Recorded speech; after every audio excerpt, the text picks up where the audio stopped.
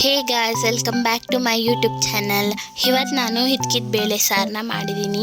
ಇದಕ್ಕೆ ಚಿಕನ್ಗೆ ಮತ್ತು ಮಟನ್ಗೆ ಮಸಾಲೆ ಯಾವ ರೀತಿ ರುಬ್ಕೊತಾರೋ ಅದೇ ರೀತಿ ಮಸಾಲೆನ ರುಬ್ಕೊಂಡಿದ್ದೀನಿ. ಈ ಒಂದು ಸಾರು ಚಪಾತಿಗೆ, ರೊಟ್ಟಿಗೆ, ದೋಸೆಗೆ, ಅನ್ನಕ್ಕೆ ಎಲ್ಲದಕ್ಕೂ ತುಂಬಾ ಚೆನ್ನಾಗಿರುತ್ತೆ. ಈ ಒಂದು ಸಾರು ಟೇಸ್ಟು ಕೂಡ ತುಂಬಾ ಸೂಪರಾಗಿ ಬಂದಿದೆ. ಹಾಗೆ ಯಾರೆಲ್ಲ ನಮ್ಮ ಚಾನಲ್ನ ಹೊಸದಾಗಿ ನೋಡ್ತಿದ್ದೀರೋ ಪ್ಲೀಸ್ ಸಬ್ಸ್ಕ್ರೈಬ್ ಮಾಡ್ಕೊಳ್ಳಿ. ಈಗ ಹೇಗೆ ಮಾಡೋದು ನೋಡೋಣ ಬನ್ನಿ. ಈಗ ಮಸಾಲೆನ ರೆಡಿ ಮಾಡ್ಕೊಳ್ಳೋಣ ಬನ್ನಿ. ನಾನಿಲ್ಲಿ ಮೀಡಿಯಮ್ ಸೈಜಿಂದು 4 ಈರುಳ್ಳಿನ ತಗೊಂಡಿದ್ದೀನಿ. ಹಾಗೆ ಮೀಡಿಯಮ್ ಸೈಜಿಂದು 4 ಟೊಮೆಟೊನ ಹಾಕೊಳ್ಳಿ. ಖಾರಕ್ಕೆ 2 ಬ್ಯಾಡಗೆ ಮೆಣಸಿನ್ಕಾಯಿ ಹಾಗೆ 3 ಒಣ ಮೆಣಸಿನ್ಕಾಯಿನ ಹಾಕೊತಿದ್ದೀನಿ.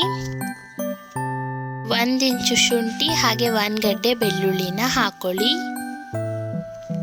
ಹಾಗೆ 2 ಚಕ್ಕೆ, 4 ಲವಂಗ, 1 ಹಿಡಿ ಪುದೀನ ಹಾಗೆ 1 ಹಿಡಿ ಕೊತ್ತಂಬರಿ ಸೊಪ್ಪನ್ನು ಹಾಕೊಳ್ಳಿ.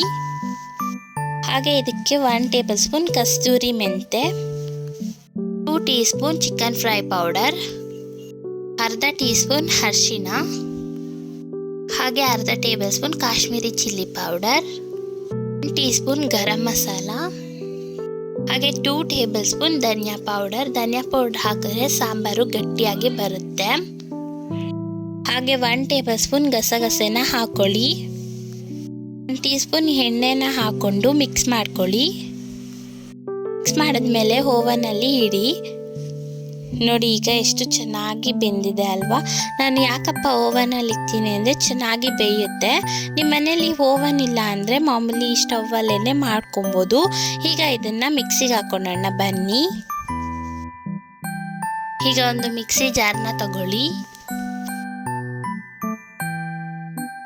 ಆಗಲೇ ಪ್ರಿಪೇರ್ ಮಾಡ್ಕೊಂಡಿರುವಂತಹ ಮಸಾಲೆನ ಮಿಕ್ಸಿ ಜಾರ್ಗೆ ಹಾಕ್ಕೊಳ್ಳಿ.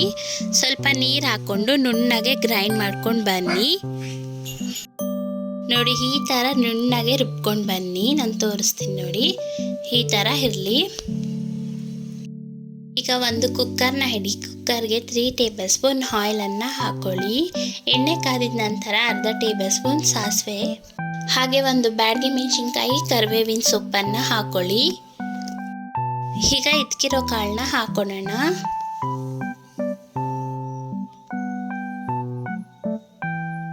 ಈಗ ಇದನ್ನ 2 ನಿಮಿಷ ಫ್ರೈ ಮಾಡ್ಕೊಳ್ಳಿ. ಈಗ 2 ನಿಮಿಷ ಆಗಿದೆ, ನೋಡ್ತಿರ್ಬೋದು ಕಲರ್ ಎಲ್ಲಾನು ಚೇಂಜ್ ಆಗಿದೆ ಅಲ್ವಾ.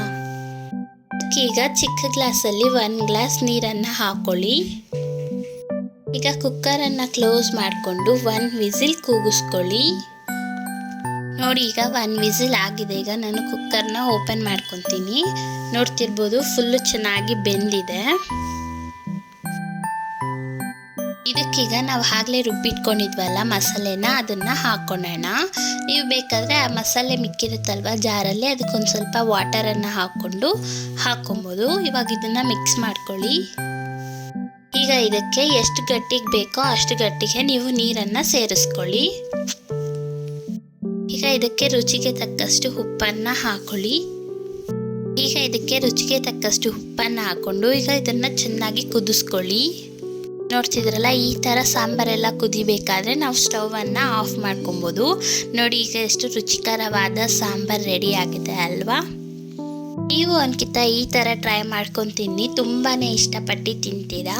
ಹಾಗೆ ಒಂದು ವಿಡಿಯೋ ಇಷ್ಟ ಆಗಿದ್ರೆ ಪ್ಲೀಸ್ ಲೈಕ್ ಮಾಡಿ, ನಮ್ಮ ಚಾನಲ್ನ ಪ್ಲೀಸ್ ಸಬ್ಸ್ಕ್ರೈಬ್ ಮಾಡ್ಕೊಳ್ಳಿ.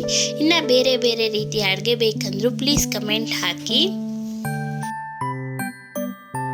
Thank you for watching.